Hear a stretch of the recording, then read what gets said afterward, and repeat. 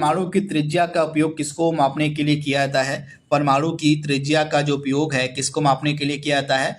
तो परमाणविक आकार को। आप याद रखिएगा, परमाणु त्रिज्या का जब प्रयोग है परमाणविक आकार को मापने के लिए किया जाता है। तो राइट आंसर क्या हो जाएगा? ऑप्शन आपका सी यहाँ पे बिल्कुल सही हो जाएगा। बिजली के प्रतीक आर का जो प्रयोग है किसके लिए किया जाता है?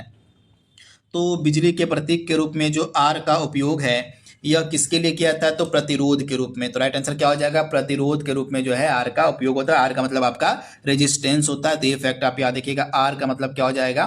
तो आर का मतलब आपका रेजिस्टेंस होता है। ये फैक्ट आप याद रखिएगा। अगला प्रश्न है, किसी स्थिर वस्तु के स्थिर रहने या गतिशील वस्तु के उसी गति से गतिशील रहने की प्रक्रिया को क्या कहा जाता है?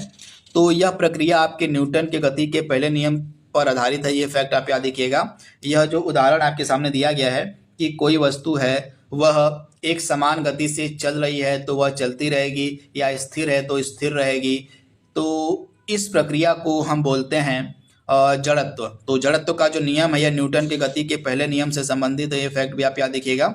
यह जो उदाहरण आपके सामने दिया गया है यह न्यूटन के गति के पहले नियम पर आधारित है। तो ये फैक्ट भी आप याद रखिएगा। यहाँ से प्रश्न आपके एग्जाम में पूछा जा सकता है तथा यह जो है जड़त्व से संबंधित है। तो ये फैक्ट भी आप याद रखिएगा, इंपॉर्टेंट है। तो यहाँ पे जड़त्व आपका राइट आंसर हो जाएगा। तो आप इसे याद रखिएगा। गति का जो पहला समीकरण है किसके बीच संबंध को दर्शाता है? तो गति का जो पहला समीकरण है यह वेग और समय के बीच संबंध को दर्शाता है। ये फैक्ट आप याद रखिएगा।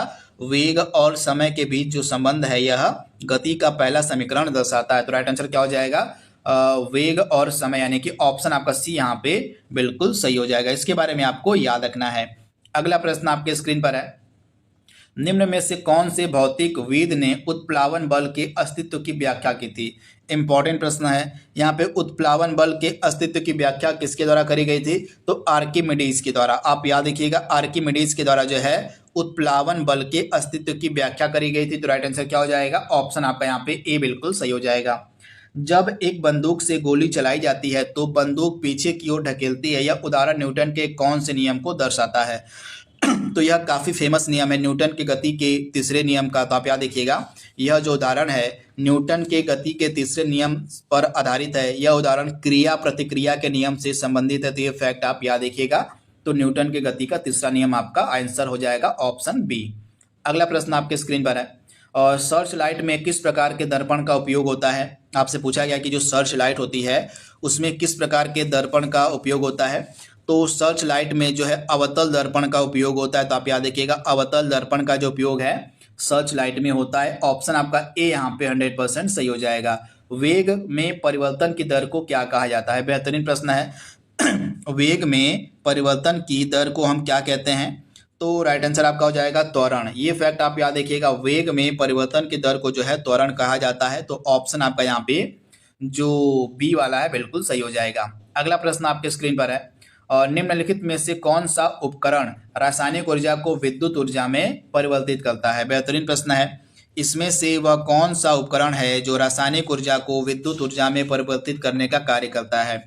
एग्जाम ओरिएंटेड प्रश्न है। तो राइट आंसर क्या हो जाएगा? विद्युत सेल। इसका कार्य क्या होता है? विद्युत सेल का रासायनिक ऊर्जा को विद्युत ऊर्जा में परिवर्तित करने का। तो ये फैक्ट आप याद रखिएगा। ऑप्शन डी आपका बिल्कुल सही हो जाएगा।